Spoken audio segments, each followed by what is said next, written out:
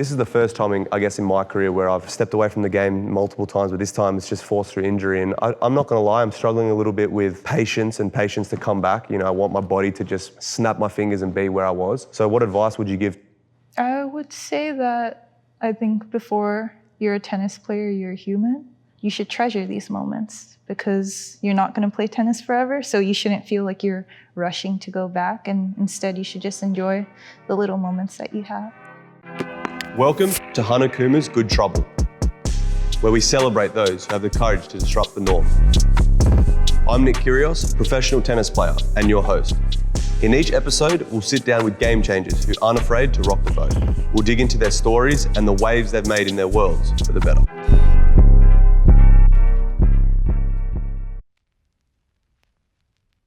Welcome to Good Trouble with Nick Kyrgios. It's not always the loudest one in the room who causes the most good trouble. Countless times, my guest has shown us what it means to be a professional. She's a mother with 4 Grand Slams on her resume, a fashionista. The first Asian tennis singles #1, a former Sports Illustrated Sportsperson of the Year, and the first female tennis player to light the Olympic cauldron during Tokyo 2020. Carrying the torch is what she does, as she shines an even bigger light on issues surrounding women, mental health, and the Black community. With her second serve, a media mogul, she's putting her name and production company, Hana Kuma, behind the ideas she wants to be seen and represented in the world. When I think of a champion, through and through, I think of my guest, Naomi Osaka. And with that, I ask Naomi, what does good trouble mean to you? My definition of good trouble is someone that has the right intentions, but might not necessarily do it in the best way or what's defined as a good way. I've always admired the stuff you do, on the court, but especially the business side of things. And I feel like it's really super impressive. You've won Grand Slams, you've achieved amazing things on the tennis court, and now you're a bit of an entrepreneur. What was your inspiration behind Hana Kuma? Big boss over there that's whispering stuff, Stu. He and I, we've had and Carly too. We've kind of had a really long relationship where they kind of feel like my second mom and dad in LA. And we kind of trust each other with a lot of discussions. And I think we were watching LeBron and Mav, and those guys are kind of my role models in a business sense. So just watching them, and then Stu came up to me and he was kind of like, why is there no woman kind of having a production company? And that discussion started, and I think now we ended up here. So do you think there's an opportunity for women athletes out there to dominate, businesses the same way as, say, someone like LeBron has? I definitely think, and I also think role models are a super good example. I feel like for me growing up, I've seen Serena do so many amazing things, and it's kind of made me want to do the same things as well. So I feel like there has to be people just constantly at the forefront so you can look up to them and you can also dream to achieve the same things. So was Serena and Venus kind of your 2 role models growing up? To aspire to be the tennis player you are today? Yeah, definitely. I would say that I wouldn't have played if they haven't played, so. You love designing clothes and exploring the world of fashion. What does that provide for you that the tennis world doesn't? I've actually never thought about it that way. I've always just thought about them being 2 completely different things. I've never thought about comparing them, but I think fashion, for me, it's just a way of expressing myself. And I also feel for me, I've made a lot of fashion mistakes, but I don't know. Please tell me you've seen some of my haircuts. I had 3 different colors in my hair at once. Talk about fashion mistakes. My God, what was I thinking? But people remember it. I think yeah, it's true. Memorable things are good, I would rather someone dress up in something insane than a shirt, a jeans and a shirt. So. It's risk taking in a way. Yeah. So what's the design collaboration that you've done that you're most proud of? I think my favorite might be with Levi's. Oh, yeah? Because I don't know why they trusted me so much, but they allowed me to sketch things out and present it to them. And I think my favorite part about that was the thing that I was really passionate about and the thing that I was I know this is going to do really well. And I had dreams when I was sketching it actually did do really well and it sold out. So I was really, really happy about that. And I guess, this collab in general, I saw this and I was like, it's definitely a must. How'd that come about? I've been super fortunate to have my own line with Nike for a couple years now, and I guess kind of learning each other, and we've had a lot of talks, and they've kind of asked me what are my likes and what are my dislikes. And I think on the sleeves here, yes, Haiti and Japan. And for me, my cultures are very important to me, and I try to like incorporate them in everything that I do.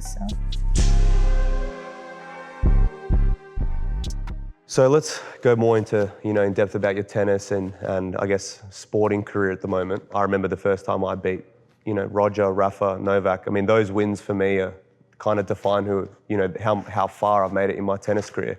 But when you met Serena and Venus and you beat them, like what was that like? Because I think everyone has a bit of a different experience, but because they were your idols as well, what was that like for you? I'm not sure, because I feel like growing up, I dreamed the moment so many times, and then to finally experience it in real life, it kind of felt like I was watching myself on TV. Yep. So a bit out of body, but also, I don't know, a little sad, because I felt kind of sad for them. Like I'm sure they were gonna feel sad losing to me, because I was kind of a nobody at that moment. Okay. But yeah. Yeah, well, I don't think that, Federer, Djokovic and Nadal ever thought they'd lose to me. So I think they look back at it and they're like, how the hell did we manage to lose to him? But were you able to like digest that happened? I think about how I didn't give my full self to the game. I wasn't super professional. I wasn't training all the time, and it kind of just happened. It happened really early in my career. I mean, beating Rafa, I was ranked like 150 in the world, and he was world number one, I think, at Wimbledon, and it kind of just happened. And then it kind of gave me this belief that I was like a kid from Canberra, that I almost just wanted to show everyone that you could do it. Like you could just get there and rattle the scene a little bit and beat the best in the world. But I mean, when it's all said and done, the cool thing is about what you've achieved or what I've achieved on the tennis court, no one can take away those wins. I think you look at those three players and they're the greatest of all time, with Serena and Venus. And to say that we've had a little moment in history when we've got the better of them on a certain day in tennis is pretty cool. Yeah, I guess I've had plenty of time to digest it, but now I'm learning from you, someone like you that's taken time away. It's refueling me to get back out there, and seeing all these guys have success feels like I can do that as well. So yeah, you've definitely helped me with that as well. When did you beat Nadal in Wimbledon? Was it like 2014, I think? Okay. No, 2015. 2015, I think I beat Nadal. I've beaten him a couple times though, 3 times to be exact. No one's counting though. So I guess since then I've seen you around the site and stuff, and I've always thought to myself, like, that's like my brother from a different universe, you know what I mean? There's not a lot of like melanated folks in tennis. Yep. So I just like kind of feel an alliance sometimes. Yeah, definitely. I feel when I see you, that's why, I remember me and my girlfriend were watching you live, in US Open last year when I was in the hotel watching you, and obviously I resonate with some of the things you've done in the sport. And yeah, I feel like the difference between you and I is you kind of dealt with that whirlwind a little better. The spotlight for me kind of consumed me a little bit. Tennis is one of the biggest sports in Australia, so it really took a toll on myself, my family, and we didn't really know how to deal with anything. We weren't rich growing up, so having some money come through and all these types of things kind of took us all by storm. And I guess I just didn't deal with it the best. And I guess you had, I'm not gonna say like the balls to do it, but you kind of took the time away from the sport that you needed to do, that I was afraid to do.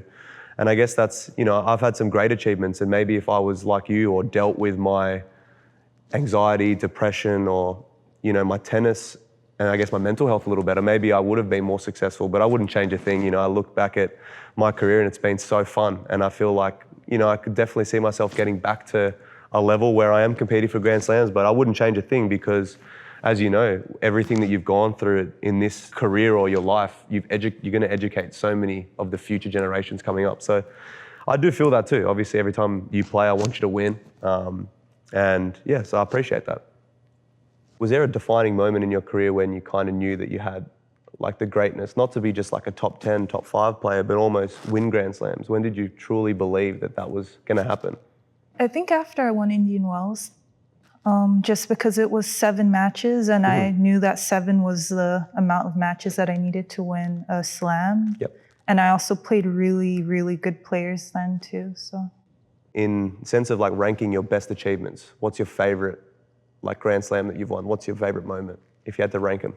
I think the 2020 US Open for me, just because there was so much going on and we were in a bubble, but I think I learned a lot about my team. And also I feel like for me, when I was at that US Open, I was thinking in my head, like, it's been a while since I won a slam, so I would really like need to win one again. Imagine that. Yeah. Imagine having that mentality. But yeah, I think that US Open. But I mean, being a mum now, does that kind of change your perspective on playing? Like when you're out there now knowing that there's someone, I mean, she's not going to be in the stands clapping her hands for a while, but the fact that she is now watching you, I guess, does that change your kind of feel on the game? So far, like practice-wise, I just feel like I don't have time to waste. So I'm trying to be really efficient with everything. And I think when I was younger, I could hit for like 3 hours and kind of waste time in the middle or whatever. Yep. But now I know there's someone waiting for me at home and I have to take care of her. So right now, I just feel like every second counts. And for the millions of fans that are going to watch this, you know, I think they don't really understand how important a team is. You know, in the tennis world, you're alone out there for potentially 3 to 4 hours, and you got to do it every day. If you're playing bad or having a bad day, you can't sub out. You can't just run out and tell coach to sub you in. So I feel like people don't really understand how important the support crew is. And you've said over and over again is that your family, your team, you keep bringing them up. So is it true that your father was inspired by, you know, the Williams sisters and their father's story to support you? Yeah, my dad definitely was like Venus and Serena's dad. Mr. Richard kind of gave a blueprint of what to do and he just had to follow it. And I think in a certain way it's true, but he was definitely inspired by them. What do you do now in your personal time to kind of make sure that you're recharging? Play PlayStation. Yep. What games are you playing right now? I like Overwatch. Overwatch, yeah. Apex. Sometimes I'll play Fortnite. I really like Skyrim. Yep. I know all those games. How do you like to decompress? Yeah, I mean, kind of like you, I used to travel with my PC, or not my PC, but a laptop or a PS5. Pretty much the majority of my career, I used to just get back to the room, skip my complete stretching, cool down, eating. I would miss all those things just to get back in my room and start gaming. But yeah, I think that's the one thing that I knew that was always going to be there for me. Obviously from Australia, we travel 7-8 months a year at one stage in my career, and I really struggled with that. And I felt like my PS5 or something was just a link to home. Every time I got on the PS5, there was someone I knew, or it was just like, it was a recharge thing for me. And people never, I guess normal people, when they think about video games, it's like, oh, it's a waste of time, it's this or that. But it's like really, it calmed me down because I knew that the next day I had to go out and play in front of a lot of people. But that's what I'm doing at the moment on the games. What's like soundtracks that you're listening to at the moment? What kind of music? Is it kind of giving you relaxing vibes walking out there? Are you trying to get super pumped up? Like what are you listening to at the moment? Oh, I never listen to relaxing music when I'm walking on the court. Okay. It really has to be up tempo. But normally just a lot of like hip hop or rap. But I don't have a like certified playlist until I start the tournament. That just reminds me, one time, the day that Kobe passed, I was playing Rafa, 4th round of the Australian Open, and I still remember that day. It was horrible. And then I texted Nike. I was like, I need a Kobe Bryant jersey to walk out, in front of the crowd today. I actually wanted to play in it, but the tournament didn't let me to, obviously. But usually at that point in my career, I was walking out with headphones, and that day I had my headphones on, but I didn't want to play. I didn't play any music, so I was walking through the tunnel with Rafa behind me, and I walked out. It was all bluff. My headphones are a bluff, and I just listened to the crowd go nuts. And that was one thing I remember about that day. Was the day I never listened to music ever again before I walked out, because I loved hearing how much Kobe had obviously left behind, but the crowd was so loud when I walked out, and I always wanted to remember walking out to courts and remember hearing how much athletes like us we are appreciated when we walk out in the stadium. So that was a special moment for me. But everyone talks about the mama mentality, and that's what he was remembered for. But you had that relationship where it was personal. So what did he really teach you, and what have you taken away from him? I remember when I first met him, and we kind of sat and had, I don't know, like 3 hours maybe of a conversation. And one of the things I always remember him telling me is like, the people around you are noise, if that makes sense. Mm-hmm. Like if there's news and media and whatever, like you're a lion and all of that are like the flies buzzing around a lion's eyes and you only have to focus on your prey. I was like really inspired by that because sometimes like when I sit and I think about my career, I feel a little sad because I'm like, I wonder if, you know, like he's kind of disappointed in me and how I handled things. But I think like just trying to refocus on kind of being a lion and like wanting your prey and wanting to strive and get better is something that's hopefully I'm doing better at. I think he would be proud of you, that's for sure. What have you learnt, you know, taking the time away and now coming back? How important has that been for you? I think this time kind of changed my perspective a lot. I feel like for me, I'm a person that needs to have purpose. And there was like, for the past 2 years I was playing tennis, I didn't really have one. And now I feel like I've kind of gained my momentum and gained happiness again. Do you think taking that time away was almost, you know, more important for you to regather your thoughts and actually reflect, look, I'm doing great, and now reset to go again? Do you think that that was one of the most important things you've done? Yeah, I think definitely this time away has really given me space to kind of be grateful for everything. I mean, I feel like there's one way to like say you're grateful, but then to actually have the feeling and kind of appreciate everything and know that, you know, when you were a kid, you would have dreamed to be in the position you are in right now. It's a very like happy feeling for me. And I don't know. I also think just having a daughter and having her look up to me and wanting to show her everything and all the beautiful places in the world is really cool.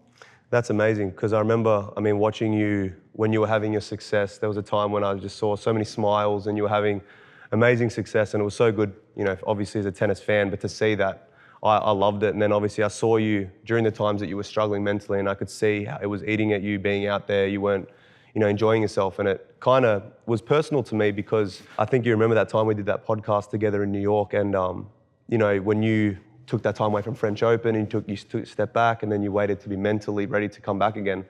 For so long, I was dealing with those similar things, and I was forcing myself to kind of play. You know, I thought, well, I'm in French Open or Wimbledon, I have to play. I can't arrogantly take time away. But that's how I viewed it, but I didn't look at it as actually looking after my mental health. But yeah, you've inspired so many athletes worldwide. And for me, you know, I think ever since that time, I've shortened my schedule. You know, I've only played where I feel like, you know, I'm going to purposely play and get the job done and enjoy it. So you should be proud of, you know, the way you set the tone for other athletes, definitely. What do you miss most about competing?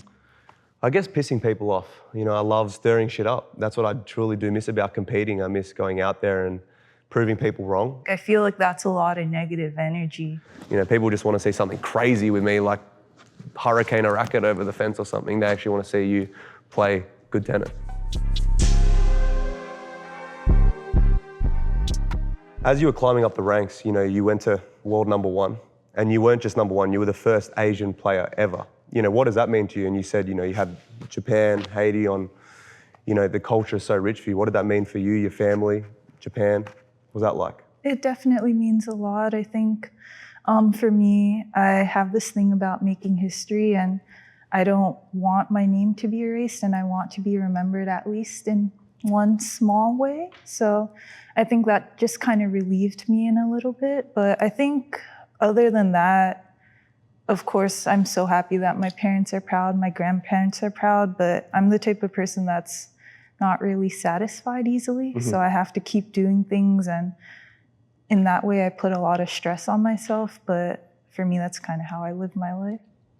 You know, women's sports, you know, they're having huge moments. I remember I was in the World Cup for the Soccer World Cup in Australia, and I went to a couple games, and the stadium was completely packed out. And it was probably one of the best atmospheres I've honestly ever been in. And, you know, thanks to athletes like you, do you feel like, you know, women and shy will have more opportunities when they grow up to kind of, you know, succeed in women's sports?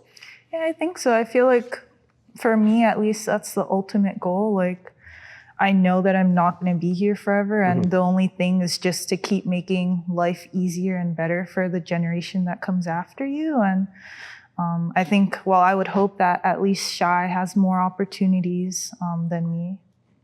And what's kind of good trouble are you going to as Shy kind of grows up? What are you going to try and, from your career on the court, from what you've dealt with from the media, some of your key moments, what good trouble are you going to kind of instill into Shy when she's growing up?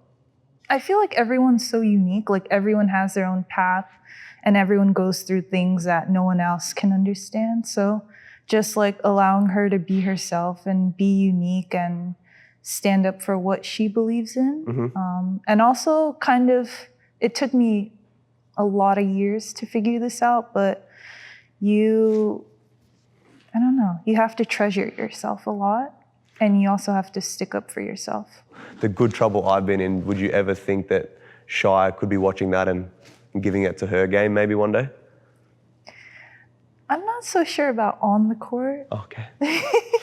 But I've seen a lot of things that you've done off the court, and I've also seen you be really kind to like ball kids and stuff. Ah, that's nice. And I really appreciate that. I appreciate it. How do you see all these business things that you're involved with keep evolving? What's your future goal for these companies?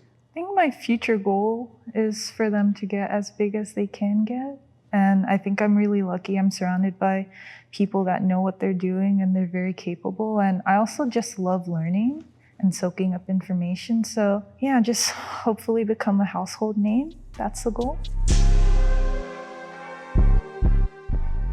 Have you got any advice for me? Because this is the first time in my career where I've stepped away from the game multiple times, but this time it's just forced through injury. And I'm not gonna lie, I'm struggling a little bit with patience to come back. I want my body to just snap my fingers and be where I was.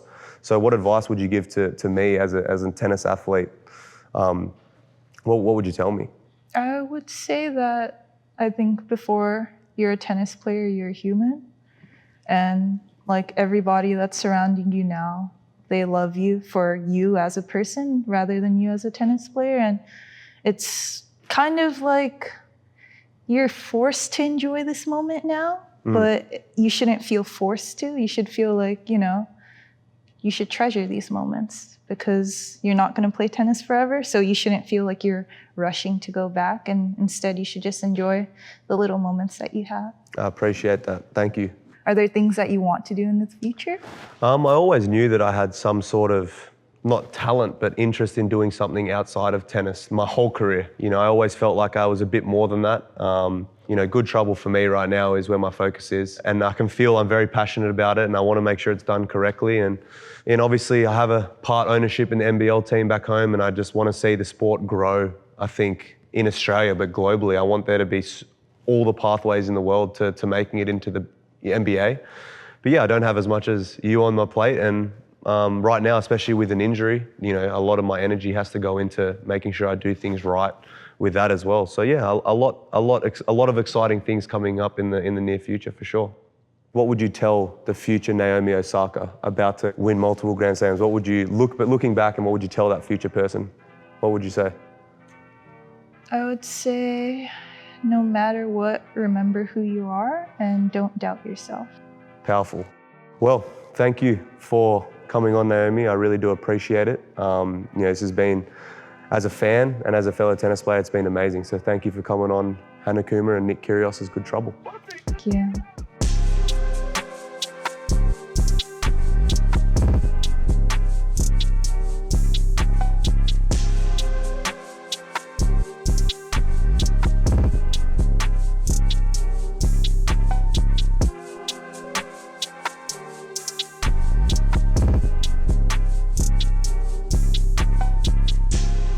Thanks for watching.